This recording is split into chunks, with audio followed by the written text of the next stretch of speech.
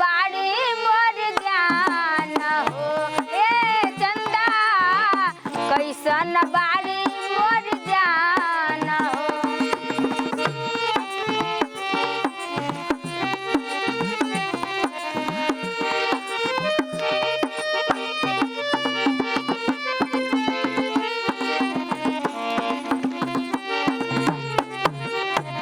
कभो को रवे में हमरा रहत रहली क्षण भर जुदाई ना सहत रहली।